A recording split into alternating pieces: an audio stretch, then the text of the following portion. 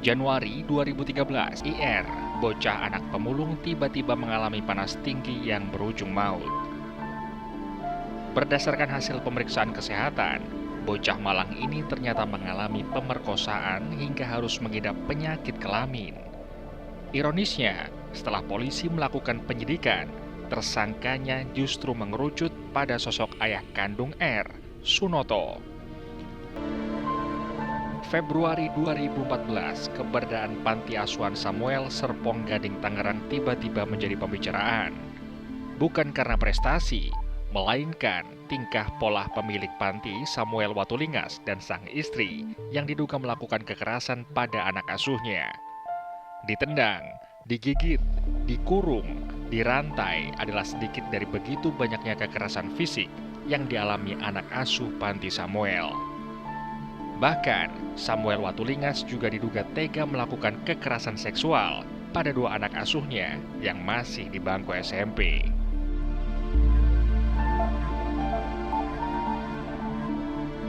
Dan akhir-akhir ini, publik dikagetkan dengan terungkapnya kasus kekerasan seksual yang menimpa bocah berumur 5 tahun di TK Jakarta International School.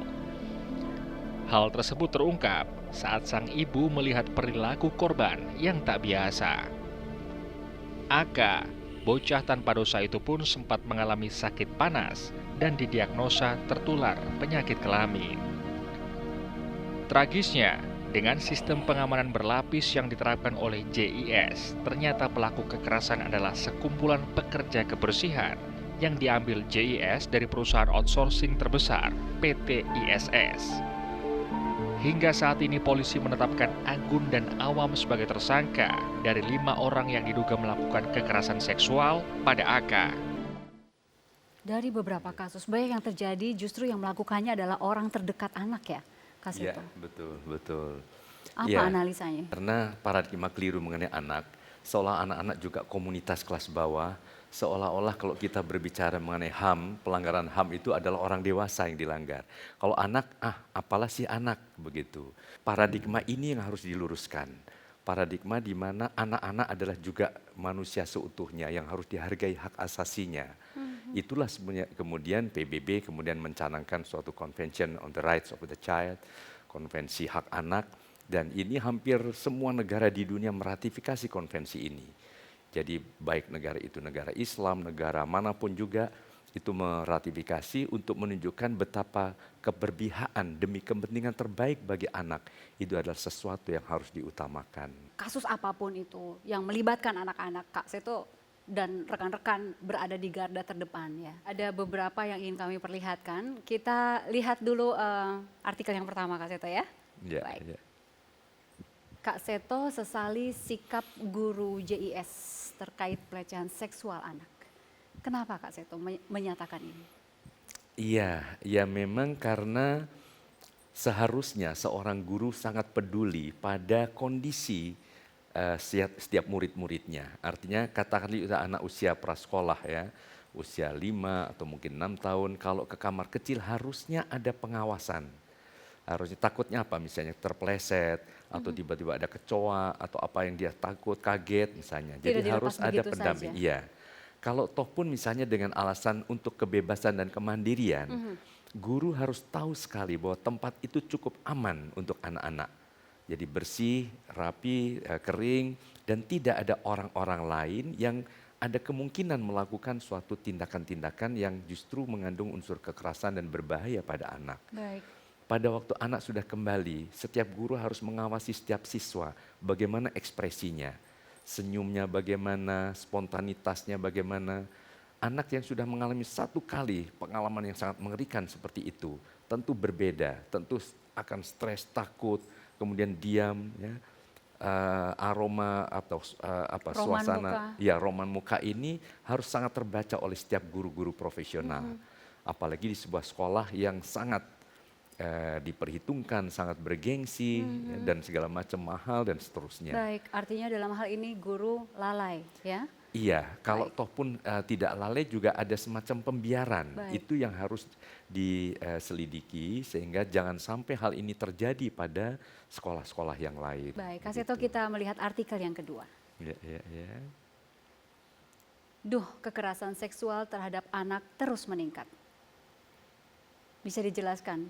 Iya, betul. Dan ini kadang-kadang yang terungkap adalah dari golongan menengah ke atas. Justru. Tapi ribuan anak-anak jalanan, ribuan anak-anak yang di Oke. pedesaan, di tempat terpencil, kadang-kadang juga di daerah wisata menjadi korban pedofil dari luar yang kadang-kadang beberapa orang dari luar mengatakan seolah Indonesia adalah sorga buat kaum pedofil begitu. Wow. Terlalu mudah, terlalu tidak ada usaha pencegahan dan sebagainya. Kadang-kadang juga hukuman yang diberikan adalah terlalu rendah. Kalau di Undang-Undang Perlindungan Anak pasal 81 82 itu maksimal 15 tahun. Kenapa tidak dibuat atau direvisi menjadi minimal 15 tahun? Karena sering pelakunya dihukum terlalu ringan sehingga tidak ada efek jera. Baik. Gitu.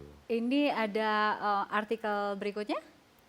UN hanya buat siswa dan Sekolah tertekan. sekolah tertekan. Iya, Iya. Kak Seto. Iya, sebetulnya saya pernah menjadi anggota Badan Standar Nasional Pendidikan dari Kementerian Pendidikan dan Kebudayaan. Dalam hati nurani saya yang terdalam, saya tidak menyetujui kalau ujian nasional dijadikan sebagai penentu kelulusan siswa. Karena apa? Karena sebetulnya kalau pengamatan saya dan mungkin beberapa teman yang sama searah juga dalam Undang-Undang Sisdiknas itu evaluasi terhadap siswa itu adalah oleh guru. Karena guru yang paling tahu proses belajar siswa ini. Katakanlah kalau SMP, SMA ya selama 3 tahun itu diamati hasilnya.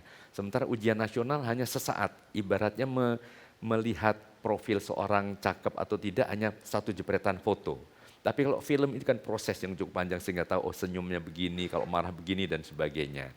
Nah, kenapa kemudian itu sebagai penentu kelulusan waktu awal-awal dulu. Sekarang pun masih 60% ya. Baru setelah banyak protes baru agak dinaikin, ya, sebelumnya cukup 80%, baru turun menjadi 60%. Ini yang harus diluruskan kembali bahwa evaluasi pendidikan seharusnya oleh guru, karena kalau tidak melanggar hak anak dan melanggar hak guru, Baik. melanggar untuk mengevaluasi murid-muridnya. Begitu. Saya yakin saya dan juga pemirsa ini penasaran. Masa kecil Kak Seto itu seperti apa sih?